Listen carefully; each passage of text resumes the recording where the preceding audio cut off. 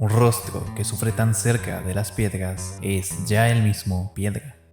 En 1942, el brillante filósofo y novelista Albert Camus publicaría el que, a mi consideración, es el manifiesto definitivo del absurdo. Este ensayo se dedica a analizar la influencia del absurdismo en la sociedad, tanto a través de sus historias como del dilema más importante, a opinión del autor, de la filosofía, el suicidio. Pero, primero, ¿qué es el absurdo en términos filosóficos? Podríamos definirlo como el conflicto entre el hombre racional y el universo irracional. El momento de contemplación del absurdo se da cuando el hombre es consciente de la futilidad de su propia existencia, cuando todos sus esfuerzos son inútiles, cuando se da cuenta de que no hay un destino superior, una fuerza que dé orden a este torbellino de causalidad. Es la tragedia de ser consciente en el mundo inconsciente, la extrañeza del mundo, un alejamiento del mismo, desencontrarse con la naturaleza. Lo absurdo es esencialmente un divorcio. El absurdo comienza con la pregunta del ¿por qué? Un momento de inquietud perturbadora. ¿Por qué seguir luchando? Seguir levantándose a la misma hora todos los días para acudir al mismo lugar donde nada o todo pasa y que, sin embargo, este trágico destino al final del día parece no importarle en lo más mínimo y absoluto ni a los dioses ni a uno mismo. Recordemos las tres transformaciones del espíritu de Nietzsche, del camello al león y del león al niño.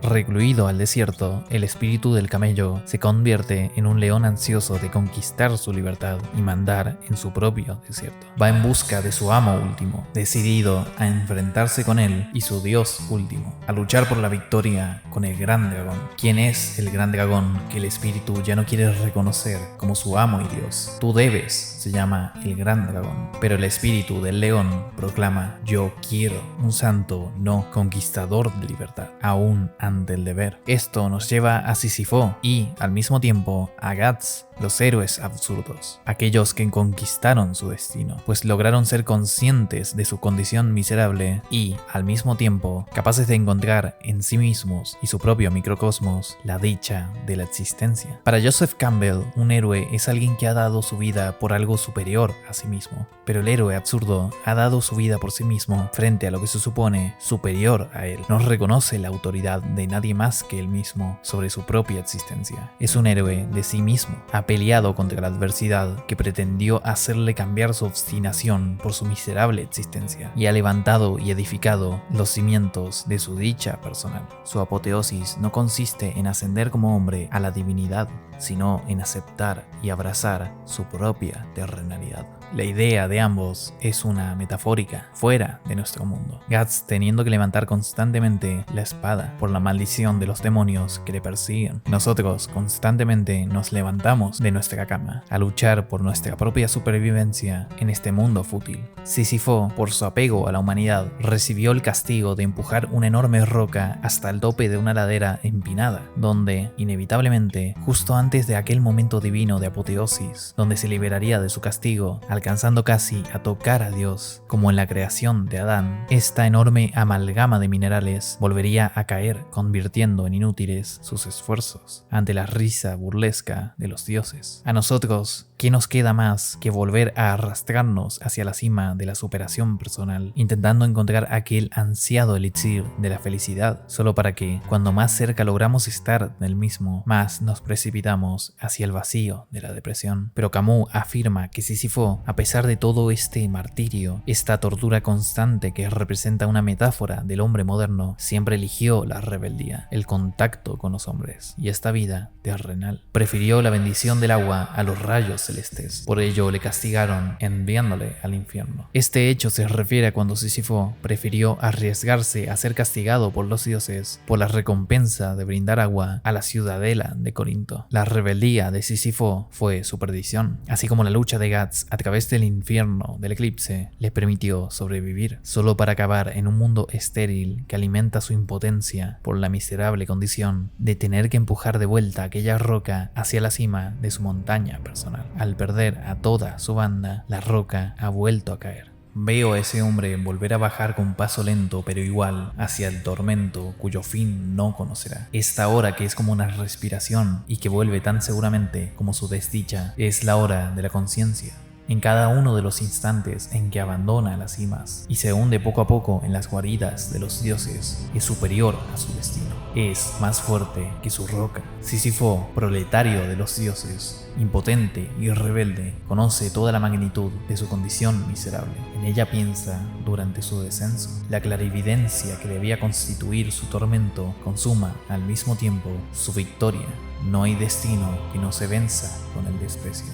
Marcados por el castigo eterno de lo superior, de la divinidad maligna que impone su mano omnipotente sobre el hombre, la mirada resentida de Lucifer guía la rebeldía del hombre absurdo. En las palabras del gran alma fuerte, no te des por vencido ni aún vencido, no te sientas esclavo ni aún esclavo. Procede como Dios que nunca llora, o como Lucifer que nunca reza, o como el robledal cuya grandeza necesita del agua y no le implora. El único momento donde su miseria se hace presente es al darse cuenta de su condición, pero no hay rebelde más grande que la hormiga que enfrenta al gigante, que establece su dignidad con la fortaleza de quien se sabe victorioso de sí mismo. La rebeldía es inocua si no es ante fuerzas superiores a nosotros. No hay para aquel omnipotente y cruel Dios peor miseria que la ignorancia y omisión sobre sus capacidades, que muerda y vocifere vengadora ya rodando en el polvo tu cabeza. Toda la alegría silenciosa de Sísifo consiste en eso. Su destino le pertenece, su roca es su cosa. Del mismo modo, el hombre absurdo, cuando contempla su tormento, hace callar a todos los ídolos. Si hay un destino personal, no hay un destino superior. O, por lo menos, no hay más que uno al que juzga fatal y despreciable. Por lo demás, sabe que es dueño de sus días. En ese instante sutil en que el hombre vuelve sobre su vida, como Sísifo vuelve hacia su roca, en ese ligero giro, contempla esa serie de actos desvinculados que se convierte en su destino, creado por él, unido bajo la mirada de su memoria y pronto sellado por su muerte. El héroe absurdo es consciente de la posible existencia de un destino superior incomprensible ante sus ojos, pero en vez de horrorizarse como protagonista de cuento de Lovecraft, decide simplemente ignorarlo. No es ignorante de su condición, simplemente no le importa. Peor aún, desprecia este destino superior, prefiere el suyo propio, adquirido con su propio esfuerzo. Prefiere la bendición del agua a los rayos celestes. Pero Sísifo enseña la fidelidad superior que niega a los dioses y levanta las rocas. Él también juzga que todo está bien. Este universo en adelante sin amo no le parece estéril ni fútil. Cada uno de los granos de esta piedra, cada trozo mineral de esta montaña llena de oscuridad, forma por sí solo un mundo. El esfuerzo mismo para alcanzar las cimas basta para llenar el corazón de un hombre. Hay que imaginarse a Sísifo dichoso.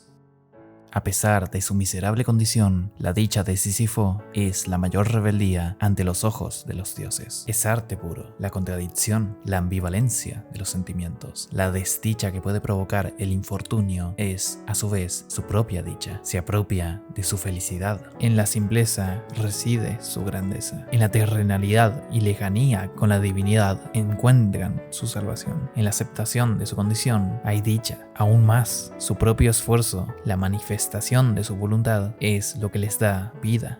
Da igual si el objetivo es inútil, lo que les importa es el camino, no el resultado. Incluso ante la grandilocuencia de su tarea, la megalomanía de los dioses imponiendo semejantes castigos, el extremo de su miseria no les impide hacer de ella lo que deseen, apreciar lo inapreciable. Su maldición, la autoconciencia, es a su vez su bendición. Oh, alma mía, no aspires a la vida inmortal, pero agota el campo de lo posible. Sísifo y Guts, como aquel bello poema llamado Invictus, son dueños de sus destinos, capitanes de sus almas. No les importa la cantidad de inaguantables castigos que llevan a su espalda, ni lo estrecho del camino, ni la negra noche que les envuelve y les intenta forzar a tirar la toalla. Hay, en la negación de la rendición ante los dioses, una sublevación sublime que vuelve sus almas inconquistables. Allí es donde tocan la cima, cuando llegan a ella luego de sus incalculables esfuerzos que quedarán relegados a su inconsciente y logran avistar el paisaje desde arriba. Su felicidad es su cosa, suya y de nadie más. No les importa el peso de sus cadenas físicas, pues han logrado romper las internas. Han logrado la verdadera libertad, pues son dueños de sí mismos. Aquí termina el vídeo. Si les ha gustado, agradecería mucho una donación para poder seguir produciendo este contenido, o, si no pueden, su like, comentario y suscripción bastan para llenar el corazón de un hombre. Compártanlo también con sus amigos en lo posible. Muchas gracias a los miembros del canal por apoyar este contenido y a ti por ver este vídeo. Hasta luego.